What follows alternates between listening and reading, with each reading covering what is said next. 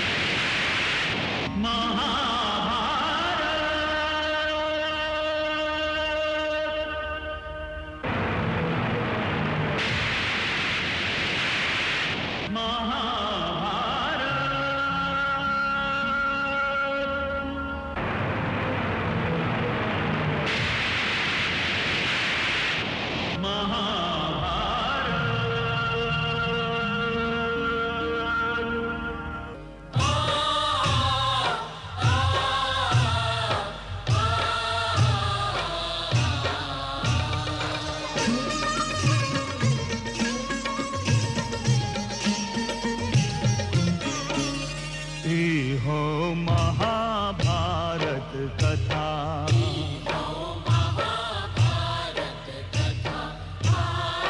महाभारत कथा,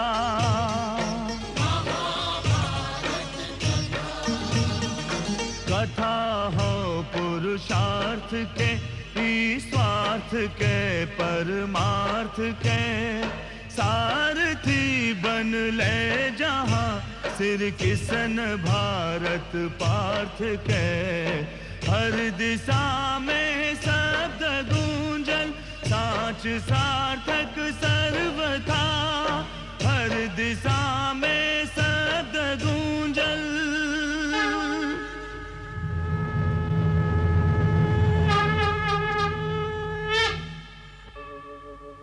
यदा यदा हि धर्मस्य ग्लानिर्भवति भारत, अभ्युत्थानम् अधर्मस्य तदात्मानं सृजाम्यहम्, परित्राणाय साधूनां विनाशाय च दुष्कृतां, धर्म संस्थापनार्थाय संभवामि युगे युगे।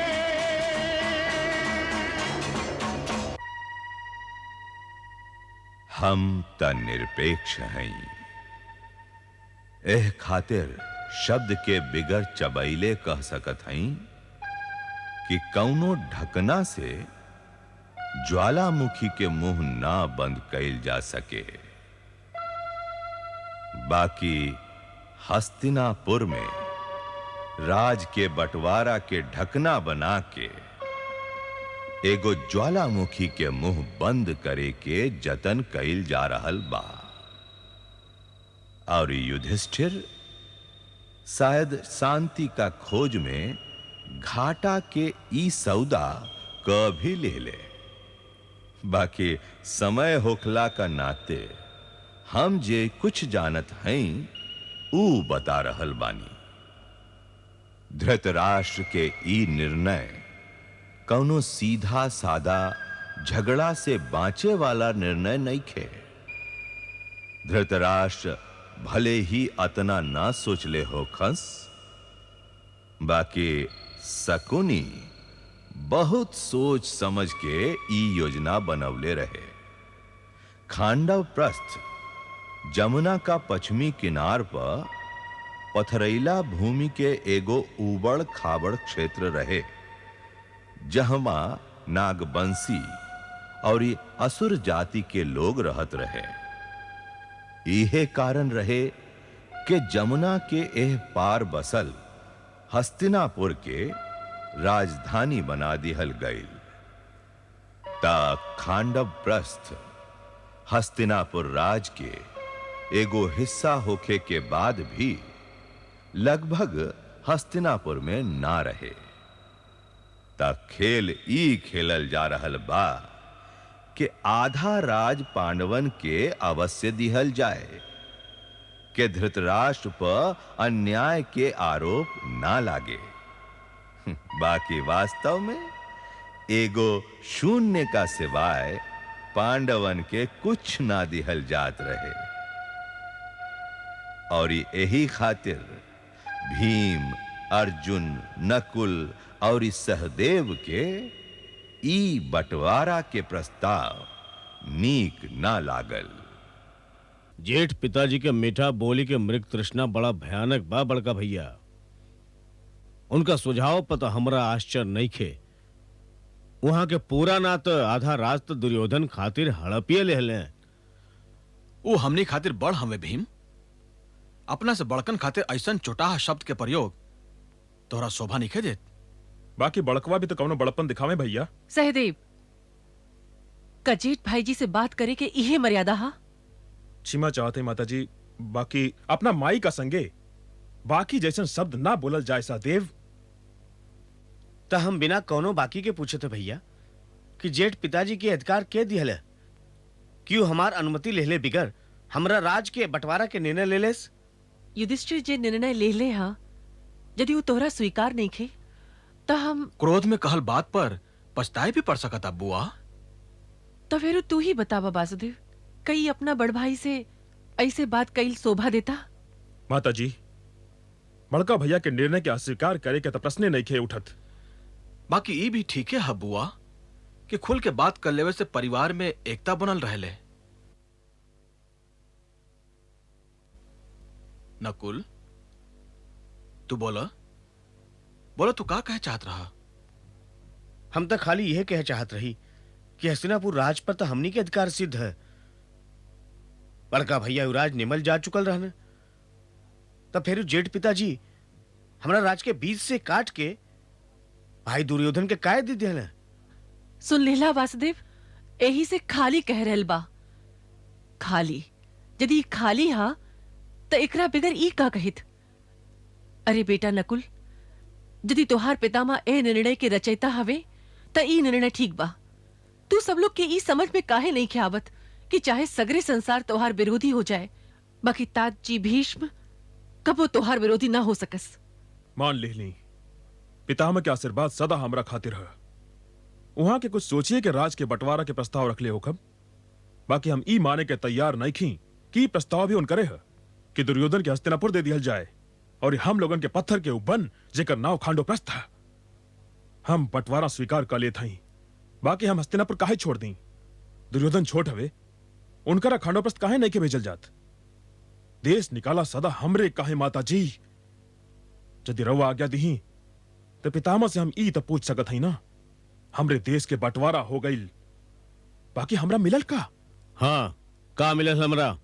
यह प्रश्न के उत्तर तो हम ही दे सकत हई। दे सकत हैं तो दी ही। महाराज धृतराष्ट्र रवा सभन के राउर कर्मभूमि दिले हा। कर्मभूमि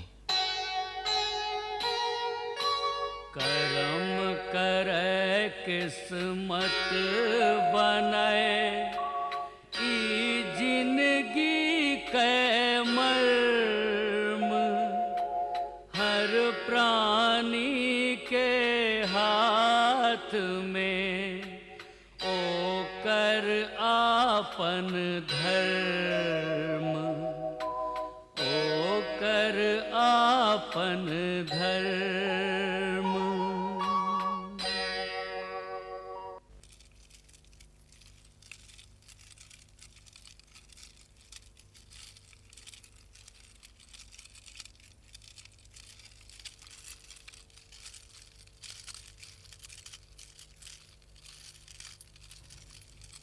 प्रणाम बड़का भैया। आवा, हमरा भी बैठा। बड़का भैया, का रउआ ऐसन बात कहे चाहत हई जे माताजी का सोझा ना हो सके? ऐसन काहे कहला तू? काहे कि आज रउआ पहला बेरी हमनी के अपना कक्ष में बुलौली है। हाँ, बात यह कि हम नहीं चाहत कि माताजी के यह बात के पता चले कि हमार प्रिय अनुज हमरा से रुसल हवे। उनकरा ई जान के दुख होई। हमने रवा से रूसल नहीं की बड़का भैया, बाकी दुखी अवश्य हैं कि जेठ पिताजी राव आधा राज भाई दुर्योधन खातिर ले लें। भाई दुर्योधन भी कहताड़ा और ये जेठ पिताजी पे आरोप भी लगा रहा हवा कि वहां के आधा राज छीन ले। दुर्योधन भी तो अपने हवन। लाक्षागृह के अनुभव के बाद भी रउआ यह कहत रह कि भाई दुर्योधन हमरे हुए। यदि ऊ भी हमरे हुए तो फिर ऊ के हुआ जे राउर ना। हस्तिनापुर हमरा पिताजी के राजधानी रह चुकल बा और यही नगरी के हमार राजधानी बने के अधिकार है। अधिकार? अधिकार शब्द के अर्थ इतना साधारण नहीं प्रिय अनुज। अधिकारन के दाम चुकावे के पड़ेला। एक अधिकार के संगे अनेक कर्तव्यन के पालन करे के पड़ेला। राजा के पहल कर्तव्य ई है कि वो जन समुदाय के सुख और शांति के जीवन दे सके। यदि हमने खांडव प्रश्न ना चलनी तो हस्तिनापुर के भाग से सुख और शांति के रेखा मिटा जाई। हम तो हस्तिनापुर के हित में हस्तिनापुर के छोड़े के निर्णय ले।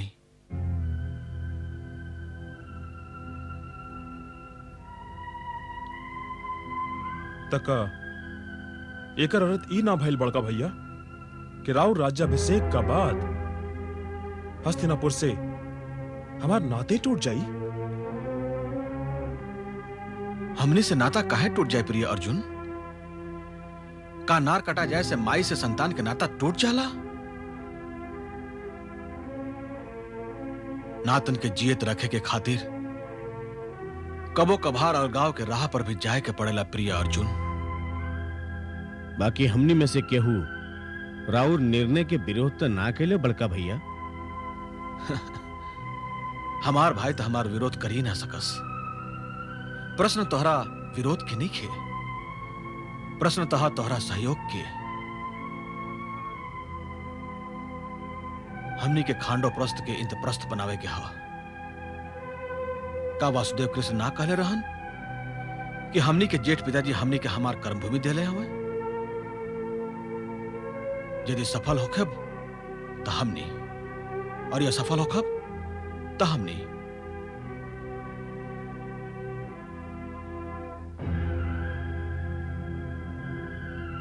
बाकी हम अकेले ही काम ना कर सके। काहे कि तू चारों भाई हमार हाथ गोड़, हमार आंख और हमार कान हुआ। यदि तू लोग हमरा संग ना रहबा तो हम चल नहीं सकत। काहे कि भीम हमार गोड़ हवे।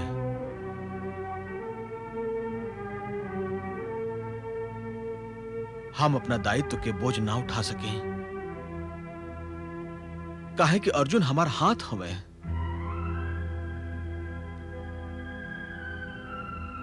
और हम कुछ देख नहीं सकत काहे कि नकुल और सहदेव हमार आंख हवे। हमरा हस्तिनापुर के राज सिंहासन ना चाहिए। हमरा हमार अपन भाई चाहिए।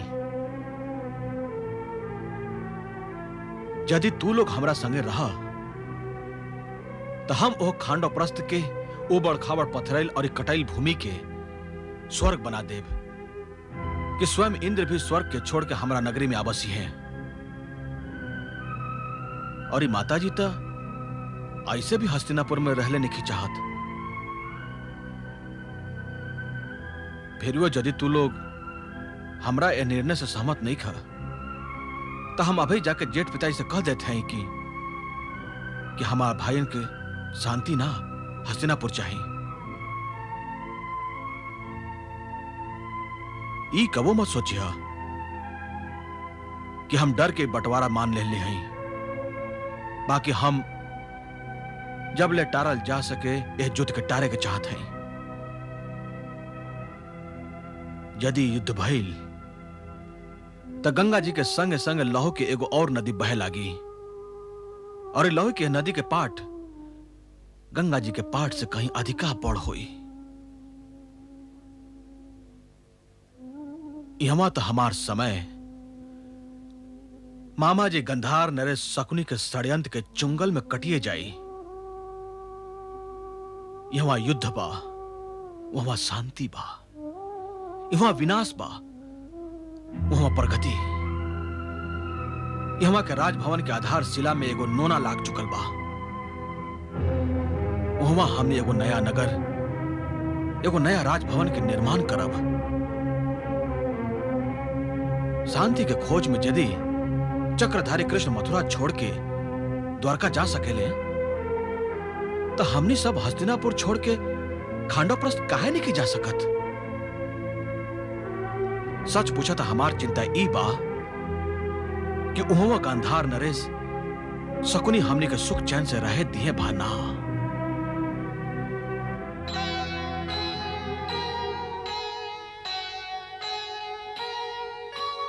कुरुकुल के अस डस गईल, अभिशापन के सांप। ऐसन बटलन राज के, गईल जियरवा काप। गईल जियरवा काप।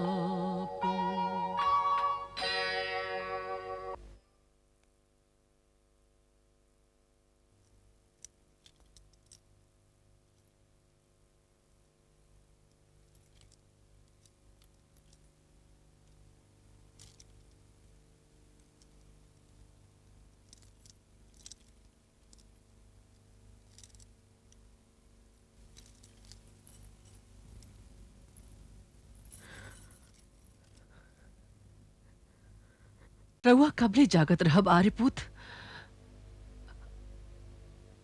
अब तो रउआ राज के बंटवारा के निर्णय भी ले ली। अब तक सूत जाई। नींद हमार दासी ना हा गांधारी कि हम आदेश दी औरी उ तुरंत दौड़ल दौड़ल आवे औरी आके पूछे कि का आज्ञा है महाराज। वो तो एगो ऐसन पांखी है कि जब ओकर मन करेला तबे वो आवेले और आके पलकन का झुरमुट में बसेरा कर ले। नींद तो एगो बैरागनी है प्रिय, जेकरा राजा और नरेशन के आखिन के राजभवन असहु न भावे और हमरा आंख के अनहार गुफा में तो आयल जैसे छोड़िए देले हा। उहे तो पूछ रहल हई कि अब का कारण बा। रउआ कहानी सुना देली, बाकी हमरा ए साधारण प्रश्न के उत्तर ना देली। यदि हमरा भिरी यह साधारण से प्रश्न के उत्तर रहित तो हम अवश्य देती, बाकी हमरा भिरी जैसे कोनो प्रश्न के उत्तर है नहीं खे, जैसे हम स्वयं एगो प्रश्न है और उत्तर का खोज में भटक रहा है। हम ही रणभूमि हैं और हम ही अपन प्रतिद्वंदी भी। अपना स्वयं से हमार युद्ध चल रहा बा और हम नहीं जानत कि एह युद्ध में के जीती। एह वाक्यन के अर्थ ये है कि रउआ हमरा से कुछ छिपा रहे नहीं आर्यपुत। हाँ, और ये बहुत एक बात ऐसन बा जे कि हम अपना आप से भी छिपावे चाहत हैं। तोहरा के हस्तिनापुर में अनहार के अलावे और मिलल कहा, तो हम तोहरा के अपन अनहार के भागीदारी काहे बनाई? ई त रउआ हमरा संगे बड़ा अन्याय कर रहल हई। शायद, बाकी तू हस्तिनापुर राज के बंटवारा से प्रसन्न हो ना? देख लो ना, तोहरा ये प्रश्न के उत्तर देवे में क्षण भर भी सोचे के ना पड़ल और हम अपना पुरखन के एह राज के बंटवारा कैला के बाद भी ई नहीं जानत की ऐसन करके हम प्रसन्न हैं कि प्रसन्न नहीं की। दुर्योधन के अभिमान राउर ओकर अभिमान हमरे उच्चाकांक्षा के गाछ के फल है गांधारी। ई बात कबो मत भूलैया। ऊ उत्तराधिकारी है हमरा उच्च आकांक्षा के। एगो हम हई जेकरा जरे ऊ सब कुछ पा लेवे चाहता, जोरा पर हमार सहज अधिकार रहे, बाकी जेकरा हम पा ना सकले। इस सगरे राज दुर्योधन के हा, बाकी सगरे राज युधिष्ठिर के भी हा। और हम दुर्योधन और युधिष्ठिर दोनों के संगे अन्याय कैली हा, दोनों का संगे अन्याय कैली हा, दोनों के संगे अन्याय कैली हा।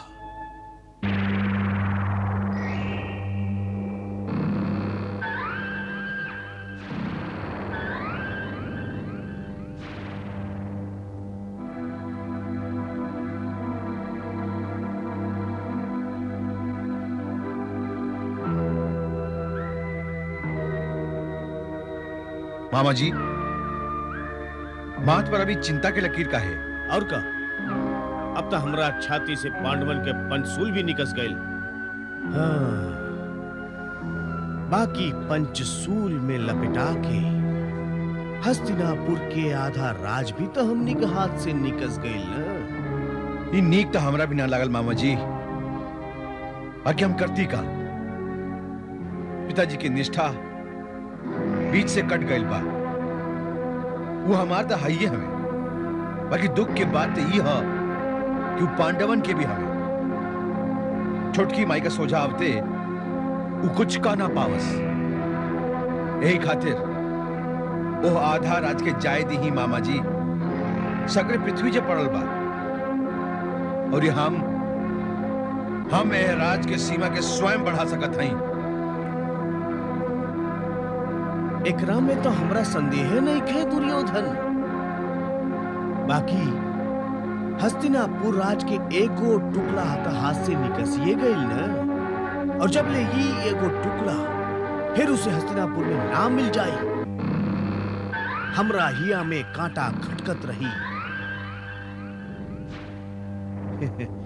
यह समस्या पर विचार करे के प्रारंभ कर दे भगिना। मामा जी, अब ही तो भाई युधिष्ठिर के राज्याभिषेक भी ना भइल, और रउआ अपन बिहू के रेखा खाचे शुरू भी कर दली। यदि कालू के काम आजुए हो जाए तो काल के दिन विश्राम के दिन हो जाए दुशासन। हंसा मत, विचार करो विचार। यदुवंशियन के बस में कैल अति आवश्यक बा। यदुवंशी ई बीच में कहवा से आ गए? द्वारका से आ गए बेटा, द्वारका से। वासुदेव कृष्ण तना फंसी काहे की स्वयं ऊ भी तो एगो बड़का खिलाड़ी है। बाकी बलराम उनका के राम कह बेटा, उनका के उत्तम भोजन खिलाव और सोमपान कराव, और उनका चरणन के कस के दोनों हाथ से पकड़ ले गहुआ के। चरण? हमरा तो अपन पिताजी के चरण के भी हाथ लगावे में कष्ट होला मामा जी। हम जानत हई बलराम ना तोहार पिता हवन और ना तोहार मामा। अरे हमनी सबके चरण के चाहे हाथ लगाव चाहे मत लगाव, हमनी सबके आशीर्वाद सदा तोहरे हैं। लइकाई के सीमा पार कई के बड़ हो जा दुर्योधन। इहुआ सभे के केहू ना केहू के चरण चुम्बन कर ही पड़ेला।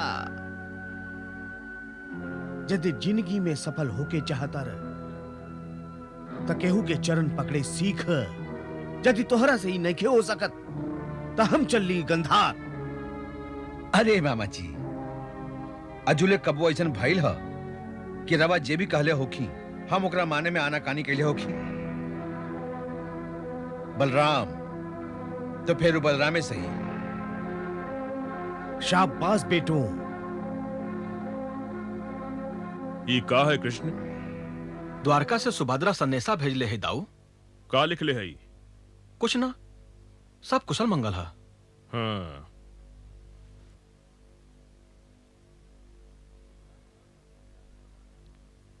युवराज राव दर्शन खातिर पधार रहल हैं। युधिष्ठिर जी आयल हवन, हम उनका के लेके आवत हैं। सेवक तो युवराज दुर्योधन के सूचना लेके आयल रहे। हाँ, याद पड़ल। अब युवराज उहे हमें काहे कि जेठ पांडु पुत्र अब खांडव प्रस्थ नरेश कहल जई हैं। बुलावा। जवन आज्ञा। बाकी दाऊ, दुर्योधन खाली रौरे दर्शन का अभिलाषी हमें, हम कोने गिनती में नहीं की। का तोहार गिनती में होके के अर्थ ही है कि हमरा से केहू मिले आइए न सके। लोग तो बड़कन से ही मिले आवेलन न, छोटकन से मिले थोड़े आवेले। उनकरा के तो बस आशीर्वाद ही दिया जा सकता। निसंदेह दाऊ, निसंदेह।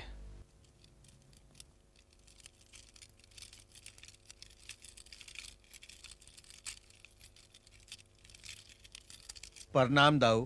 प्रणाम प्रणाम। आवा, एवं बैठा हमरा लगे। कृष्ण से परिचय है कि ना? कहाँ बा दाऊ, इनका से परिचय का सौभाग्य तो आज प्राप्त भइल बा। और ये मिलित भी कैसे दाऊ? ई तो अपना प्रिय भाईयन के स्वागत और ही उनकरा आ जाए के आनंद में ही लीन रहल हुई है। प्रणाम भाई दुर्योधन, हमार भी प्रणाम। प्रणाम। हम भी रवा से मिले खातिर बड़ा उत्सुक रही वासुदेव। जब ई समाचार मिलल कि छोटकी माई का संगे तू भी आ रहल हवा, तो सोचली कि तोरा से जी भर के बांसुरी सुनब।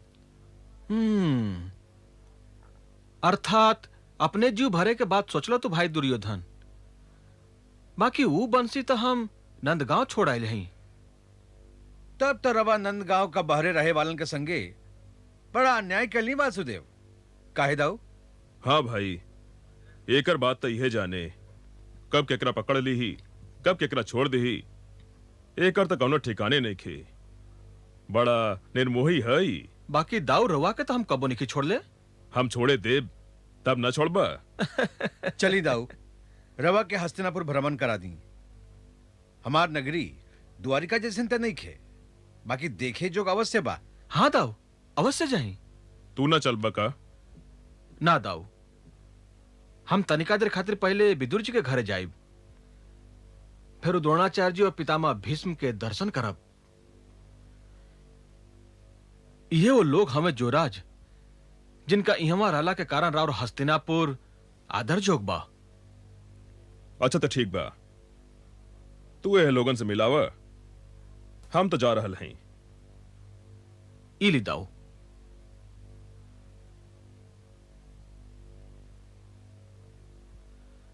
चली दाऊ। चला प्रिय दुर्योधन।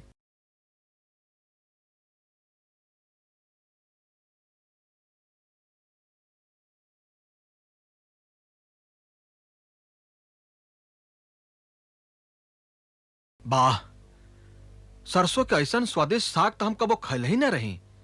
और ये मकई के रोटी, काकी जी हम तो ये सब खा के धन्य हो गए। सुन तारू, तोहर पकावले साग के खा के धन्य हो रहल बा। साचो कह रहे काका जी, राजभवन के पकवान खा खा के हम तो उबिया गए रही।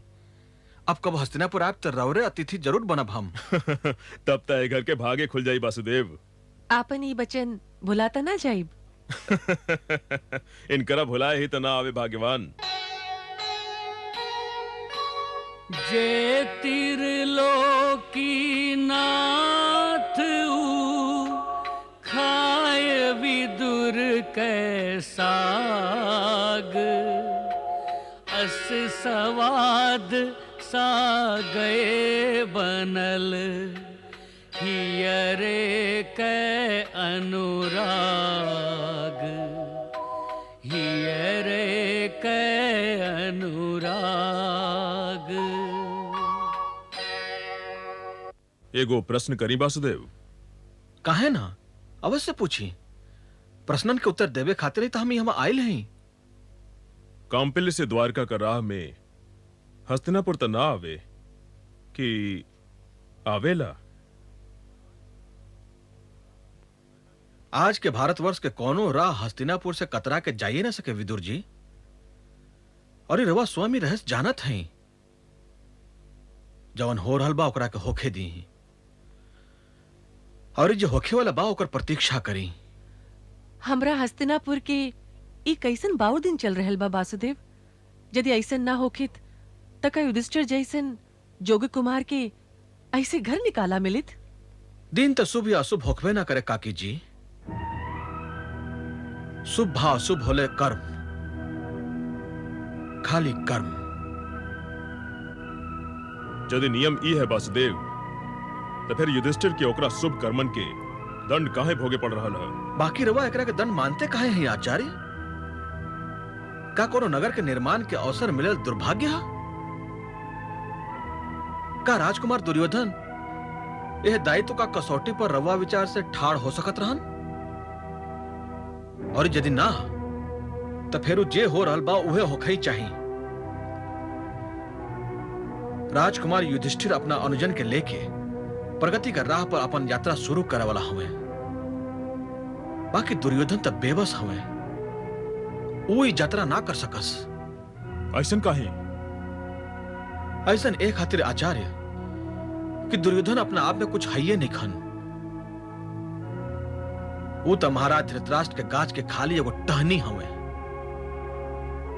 और ये गाछ धरती के टुकड़ा से अपना शोर के संगे एकदम बन्हाइल रहेला, ना तो आगे जा सके और ना ही पीछे हट सके। वो खाली टूट के गिर सकेला आचार्य। भाफेरू परिस्थितियन के आगे के ईंधन बनावे के कामे आ सकेला। वासुदेव, आचार्य यदि प्रश्न करही के होखे तो ओकरा उत्तर से घबराए के ना चाहिए। रवा तो स्वयं अपना आप से जूझ रहा है आचार्य। काहे कि दुर्योधन भी रवे हैं और ये अर्जुन भी रवे हैं। बाकी रवा अपन ई वाक्य सदा याद रखे के जतन करब आचार्य कि अर्जुन ऊ न रहा जे नारायण के दर्शन कराई।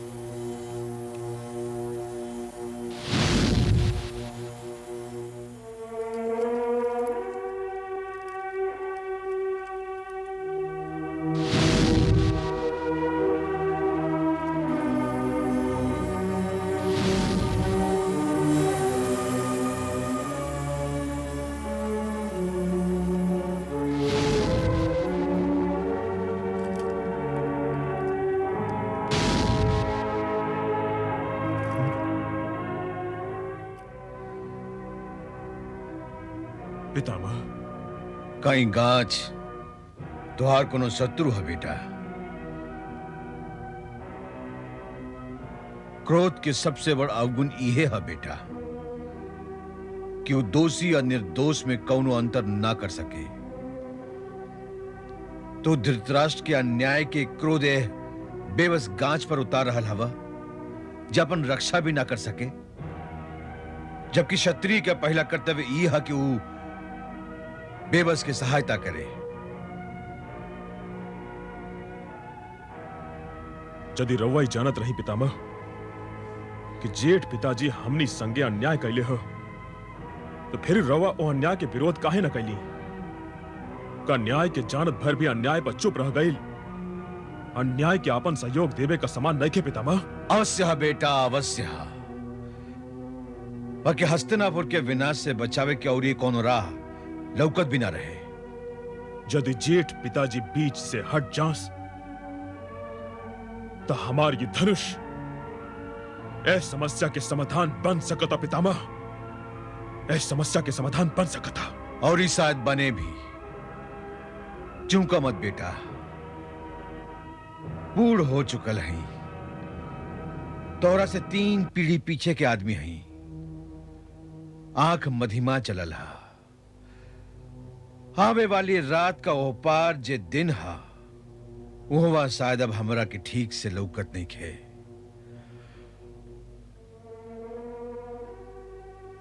हमरा पूरा विश्वास है कि कुंती तोहरा लोगन की इना बतौले होई कि हम यह चाहत नहीं कि धृतराष्ट्र हस्तिनापुर नरेश बने।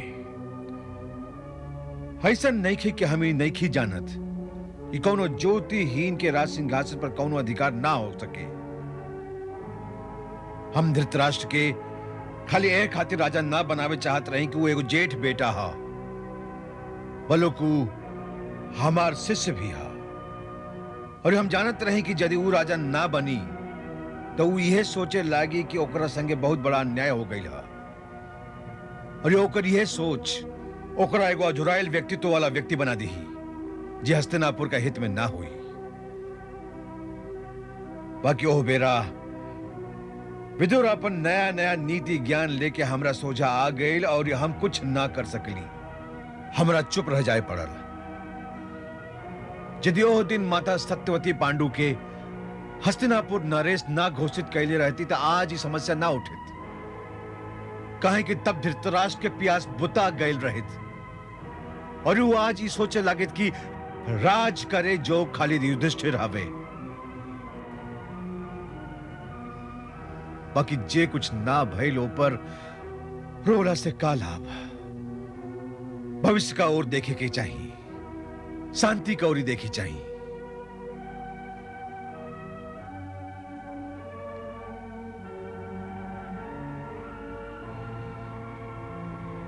ठीक है,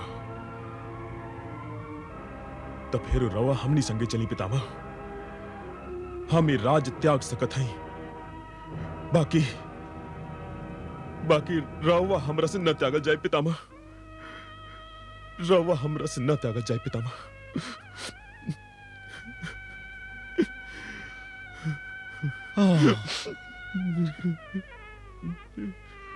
तोरा संगे चलल हमरा बस में नहीं खे बेटा, बस में नहीं खे।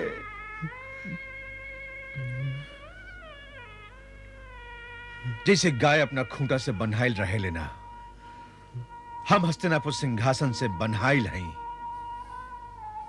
हाँ।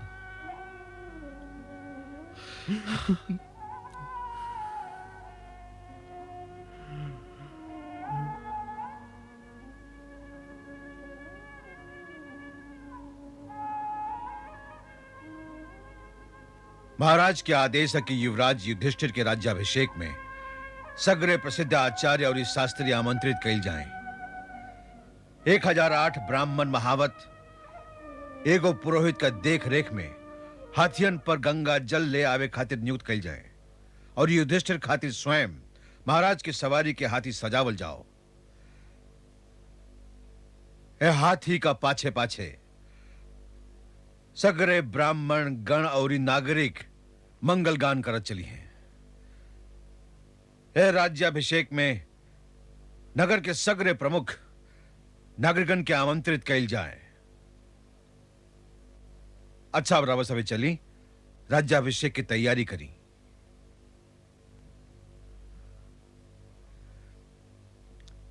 प्रणाम तात जी। जियत रहा। कौनो समाचार विदुर? दुर्योधन बलराम जी के हस्तिनापुर के सैर करावे ले गए हवे। अब वो का चाहता? वो राज का बंटवारा से प्रसन्नता नहीं खे तात जी। वो सदा यह चाहत रही कि ओकरा हाथ से निकस जाए वाला ये आधा राज फिर ओकरा हाथे लौटावे। ओकरा लगे अभी कवन राज है जो सीमा बढ़ावे के सपना देख रहा है। भाई जी धृतराष्ट्र अपना बेटा दुर्योधन का आंख से सपना देखल करे तात जी। हे भगवान, ईर्षा के यागी का कबो बुतैबे ना करी। प्रणाम पितामह। आवा देवकी नंदन, आवा।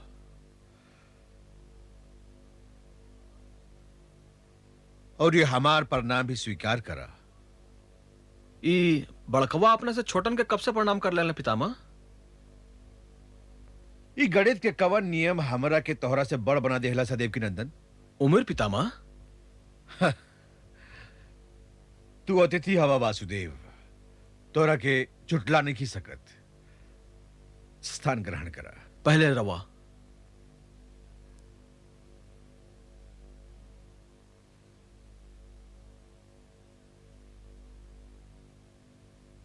बिराजी तात जी। बिराजी। रउआ भी बिराजी।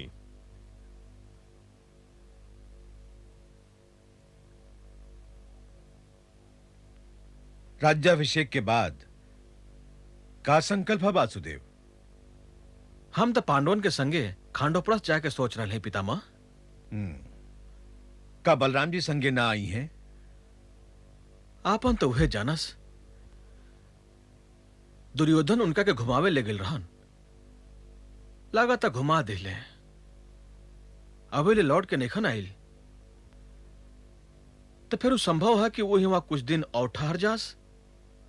बड़ भाई हमन ना, हम कुछ कह नहीं सकत।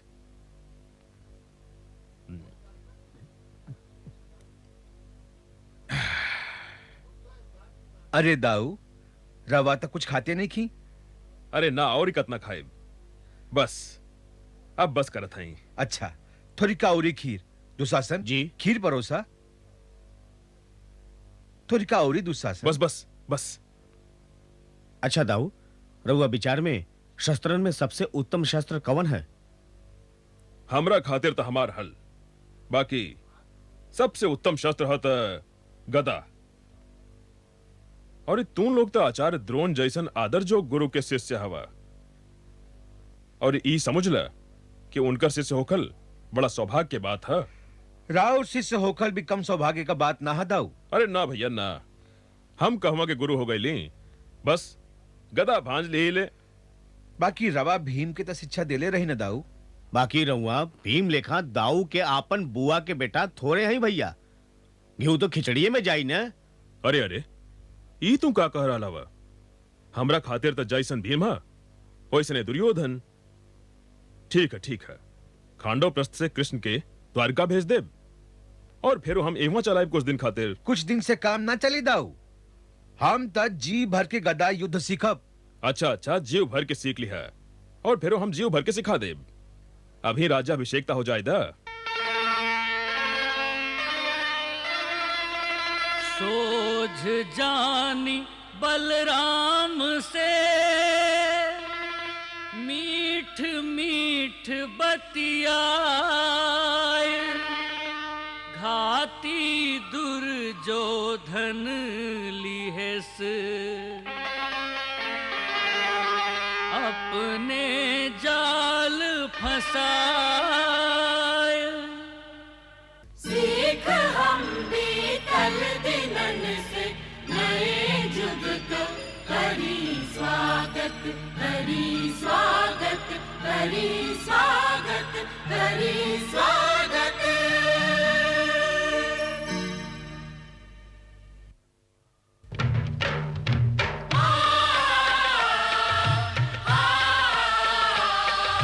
भारत कहो कहानी सदियन से भी पुरानी, हो ई ज्ञान गंगा ऋषियन को अमर वाणी। ई विश्व भारती हो